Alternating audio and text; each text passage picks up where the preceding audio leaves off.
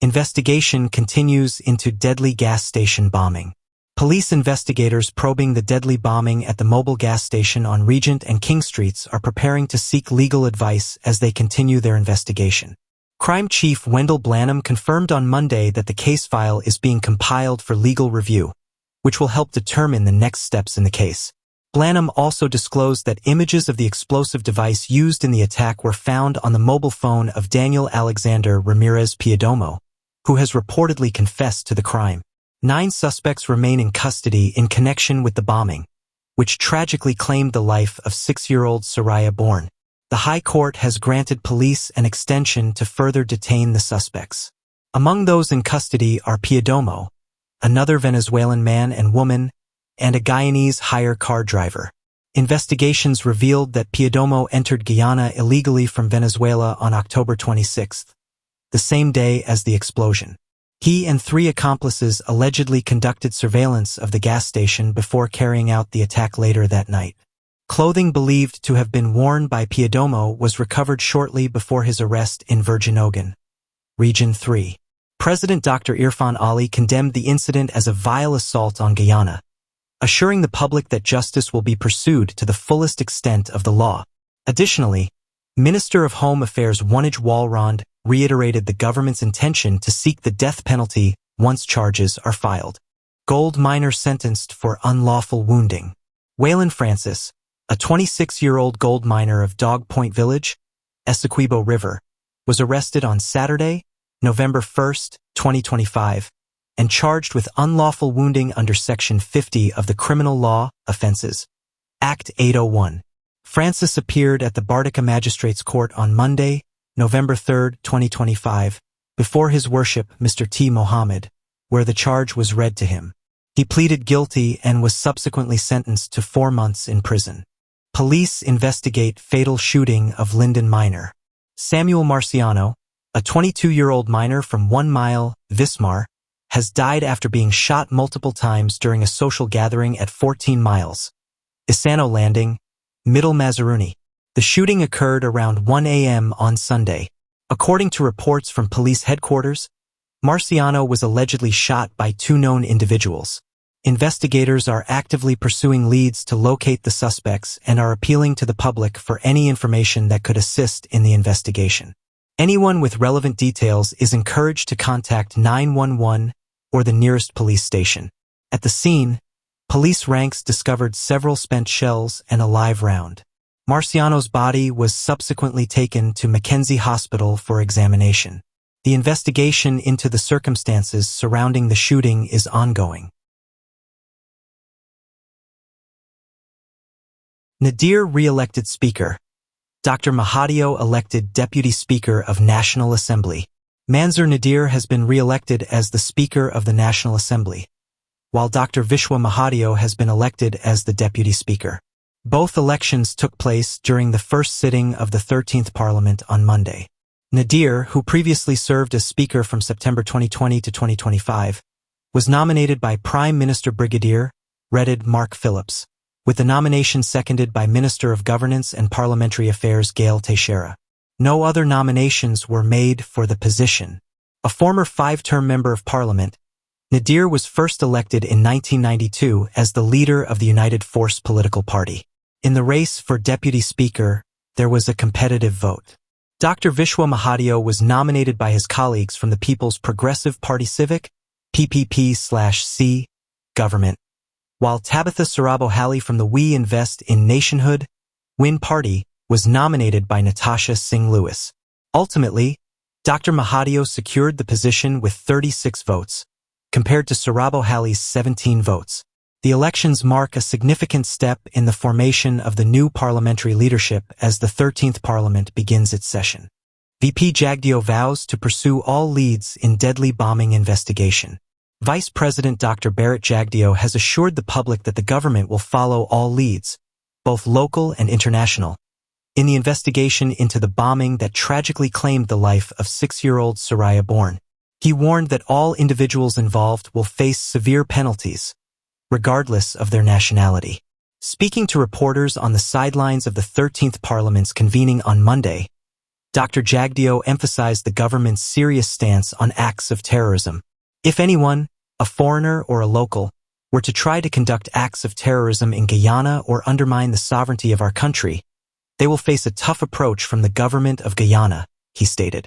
Condemning the bombing as an abhorrent crime, Dr. Jagdeo expressed sorrow over the loss of the young child and the potential for greater devastation. It does not matter what nationality they are. It is the crime that matters, he said, reflecting on the impact of the tragedy. When questioned about the motive behind the attack, Dr. Jagdeo cautioned against speculation, stating, "I have my personal opinion, but I don't think my personal opinion should matter. What we are concerned about is the apparent nature of the act itself."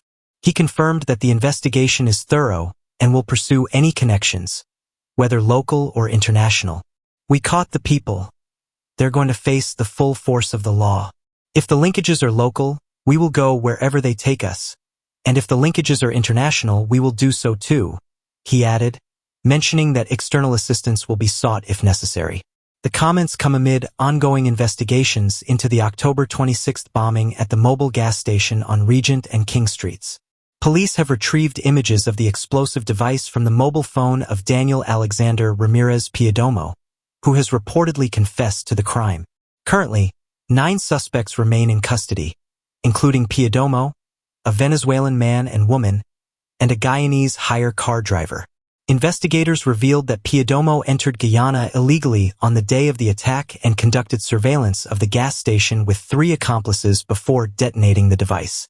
Clothing believed to have been worn by Piedomo was recovered shortly before his arrest in Verginogen, Region 3.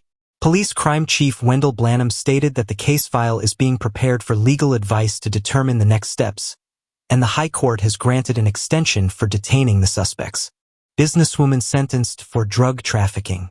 Paulette Emanuel, a 62-year-old businesswoman from North Ruimveldt, Georgetown, has been sentenced to 2 years in prison and fined after being found in possession of cocaine and cannabis.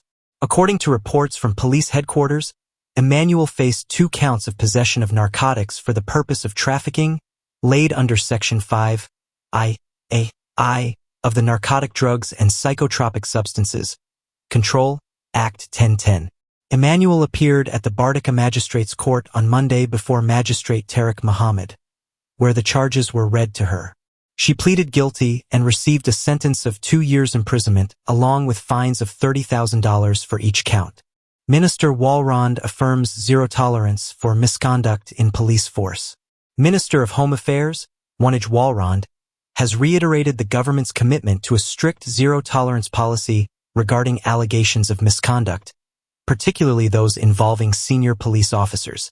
Speaking to reporters at the Arthur Chung Conference Center on Monday, Walrond emphasized that police officers are held to a higher standard of behavior, especially concerning allegations involving subordinate female ranks. Addressing recent allegations of sexual misconduct at the Guyana Police Force Training College, Walrond confirmed that the officers implicated were swiftly removed from their positions once the allegations were reported. Those officers are currently being disciplined. There are matters before the Office of Professional Responsibility, OPR, and they were removed immediately after the reports came to our attention. It was dealt with, Walrond stated. She added that mechanisms are in place to ensure that senior officers who violate conduct standards face firm consequences. Whenever these allegations arise, especially related to subordinate female officers, they will be dealt with very seriously, she affirmed. In October, it was reported that 3 sergeants and 1 officer were transferred following an investigation into alleged inappropriate conduct at the Guyana Police Force Academy. The incidents were reported to the Commissioner of Police, who ordered an immediate investigation, resulting in interviews with several Academy staff members and recruits who provided statements to investigators. Minister Walrond's statements underscore the government's commitment to maintaining integrity and accountability within the police force. President Ali to address 13th Parliament, outlining vision for Guyana. President Dr. Irfan Ali has confirmed that he will deliver a substantive address to the 13th Parliament of Guyana, outlining his government's vision for the nation. In an interview on Monday, President Ali assured the public, "I will definitely be addressing Parliament in a substantive way." He emphasized that he would articulate the vision, strategy, and objectives for positioning Guyana as it moves toward 2030, focusing on building a strong, resilient, and sustainable country. The president dismissed claims that the reconvening of Parliament was delayed for political reasons.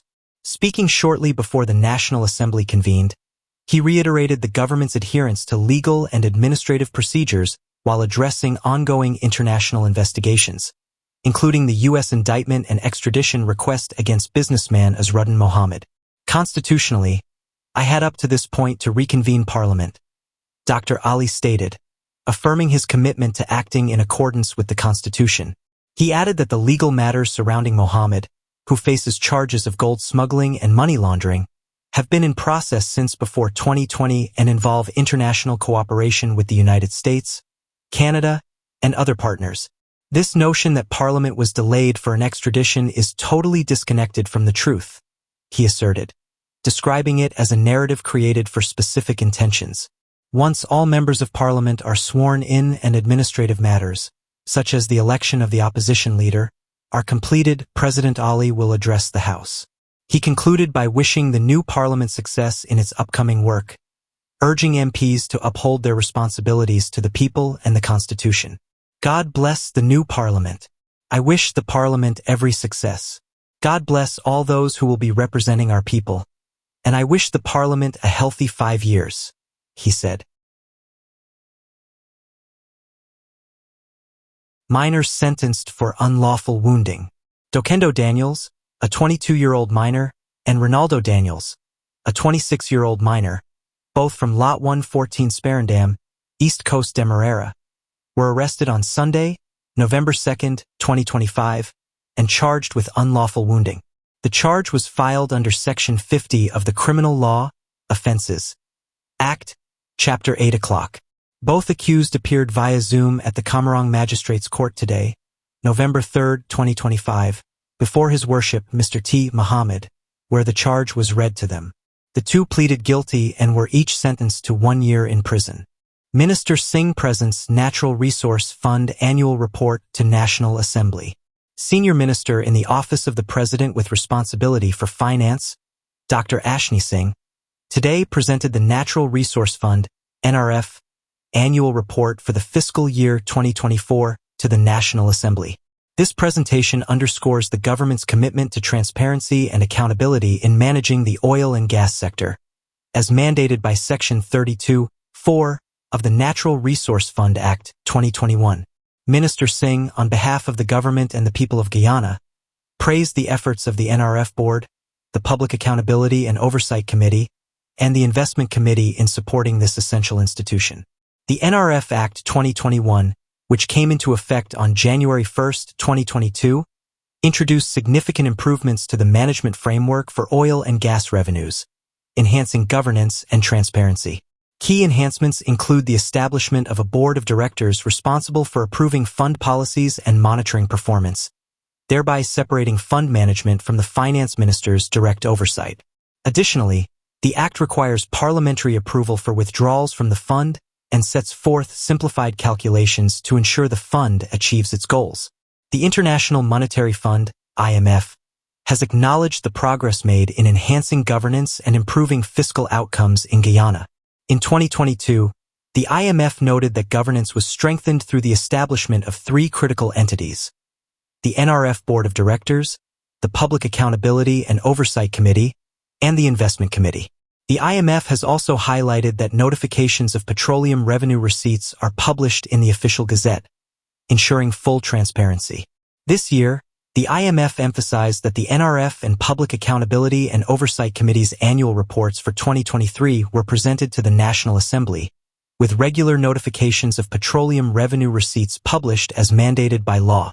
The Board of Directors of the NRF was reappointed on August 31, 2024, with the following members: Major General Retired Joseph Singh, MSS, Chairperson; Dunstan Barrow, AA, Director, nominated by the National Assembly; Ramesh Dukhu, Director, Private Sector Representative; Carolyn Rodriguez Burkett, Director; Professor Compton Bourne, OE, Director.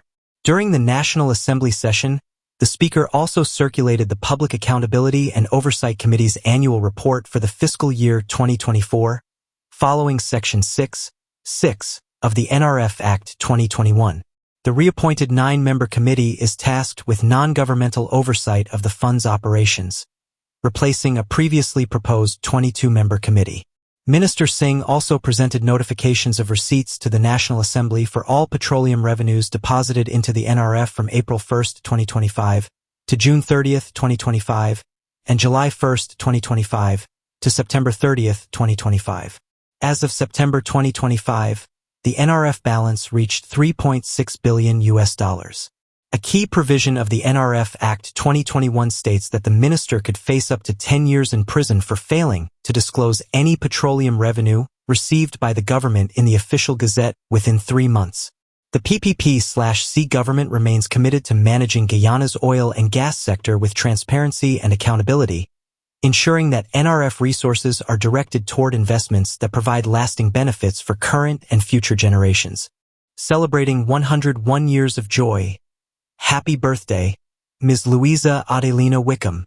From the Ministry of Human Services and Social Security, today, we celebrate the remarkable life of Ms. Louisa Adelina Wickham, a radiant spirit who turns 101 years young. Our team from the Ministry's Difficult Circumstances Unit, DCU, had the pleasure of visiting her cozy home in Anns Grove, East Coast Demerara, on Monday morning to shower her with love and a care package filled with treats, because no birthday is complete without goodies. As we chatted with Granny Louisa, it became clear why she is adored by all who know her.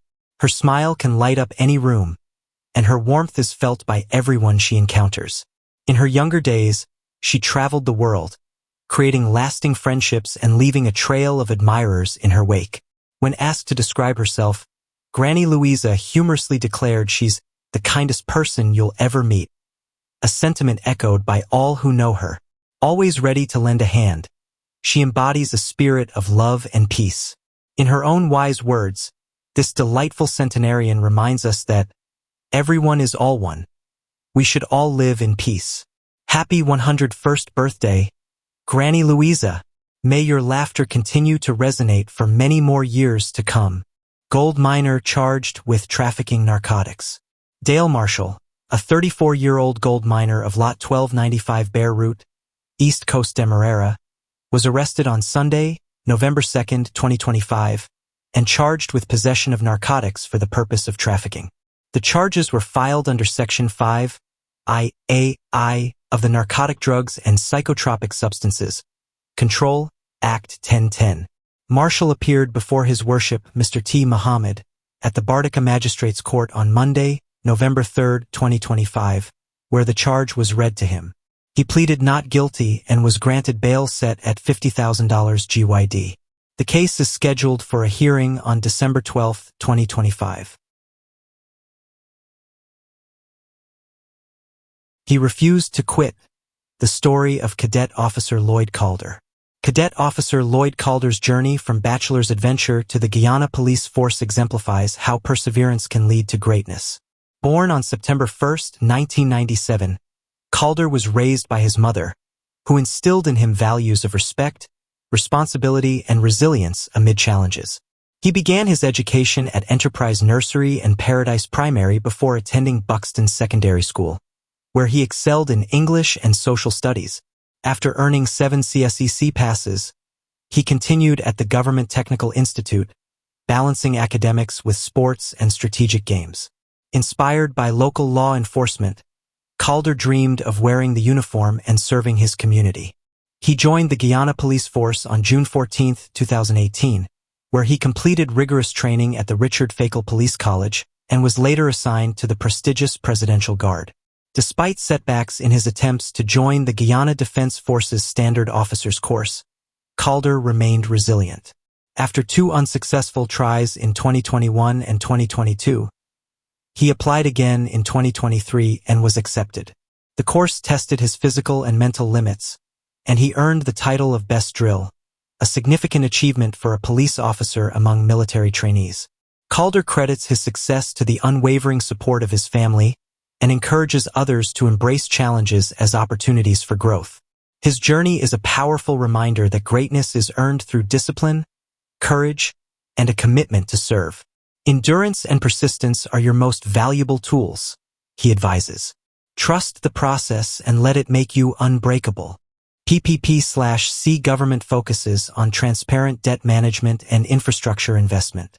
The PPP/C government is reaffirming its commitment to transparent public debt management while prioritizing investments in infrastructure and social services to elevate living standards for all Guyanese. Under the leadership of President Irfan Ali, the government is actively advancing its transformative agenda. Recently, Finance Minister Dr. Ashni Singh presented several loan agreements to the National Assembly, marking significant steps toward enhancing the nation's development. Over the past 3 decades, Guyana's debt landscape has dramatically improved, with the debt-to-GDP ratio plummeting from over 600% in 1991 to an anticipated 24.3% by the end of 2024. Additionally, debt service as a percentage of government revenues has decreased significantly from 90% to just 5%. The International Monetary Fund's (IMF) 2025 Article 4 report underscores that Guyana is at low risk of debt distress, reflecting the government's dedication to fiscal discipline. The newly proposed loan agreements aim to bolster agricultural and infrastructural development, human services, and environmental reforms. Among these is a $15 million loan for the Agricultural and Infrastructural Development Program, designed to enhance agricultural production and food security through compliance with safety standards and the strengthening of institutional capacity.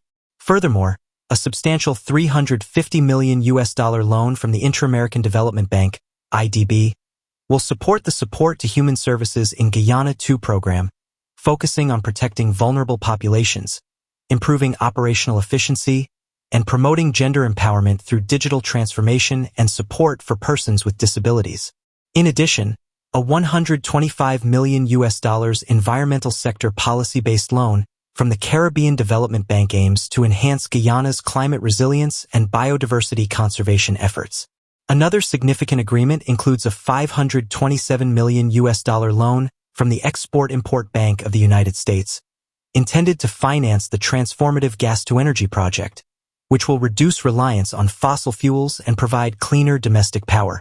Lastly, the IDA's SDR 1-690-000 loan is targeted at improving education service delivery and supporting student retention. The PPP/C government remains committed to its development agenda, ensuring prudent debt management for a brighter future for all Guyanese.